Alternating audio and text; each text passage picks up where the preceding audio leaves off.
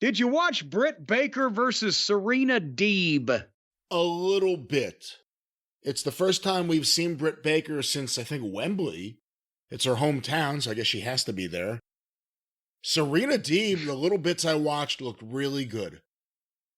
Serena Deeb looked really good. Serena can work. She's a Rip Rogers disciple. She can work. But of course... You can believe in her in the ring, you know? Yes.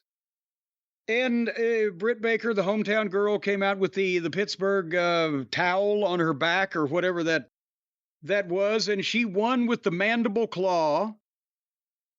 And then Serena gets heat on her every fucking match. Serena just gets back on her, and then here comes Queen Waiata and makes the save, and then everybody left. But did you see what somebody put out on Twitter, like from wrestling source of reporting or .com or some, maybe even a completely phony site?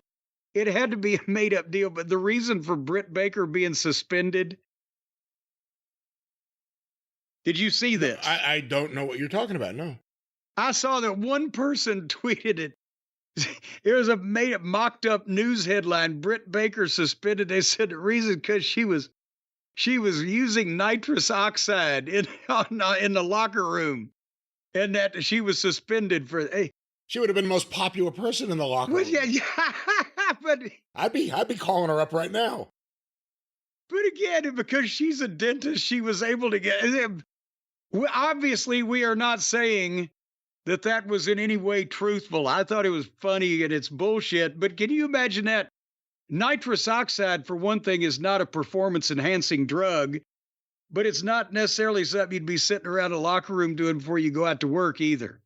Although the famous story my dad's friends always said is that backstage, I think at the Nassau Coliseum, he said to Jerry Garcia one time, "Hey, Jerry, if your captain trips, why are we doing nitrous oxide?"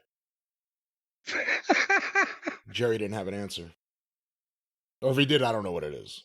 But anyway. Her and Dr. Lano, I'm telling you, that's the big thing. Next time they go to the West Coast, they should have Lano come out as her manager for one night. And then he can do what he did at the Gordon Kazar show, get on the mic and just do running commentary of the match. Yes, and he could have a big tank of nitrous oxide on his back.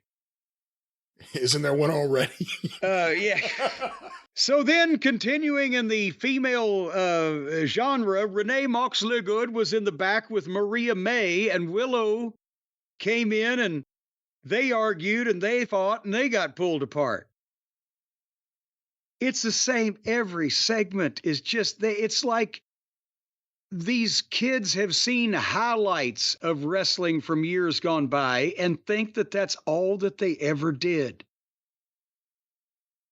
And then... Well, who's there to coach them? Pepper Day? A bunch of people that they aren't listening to that have been there in the past. I don't think Arn Anderson told them or taught them a lot of these things. He's not there. He ain't there. Cody wasn't probably teaching him a lot of things. He's not like there that. either. He's not there. William Regal probably would. Well, he's not there. I don't know. Yeah, he's not there. He wanted to be closer to home. I'm getting closer to my home. The smartest guy in history. He went to AEW. He's like, I've made a huge mistake. What will I do to get out of this mistake? I will find a way out of this mistake. I will polite my way in an English fashion out of this mistake. He polited himself right out of the company.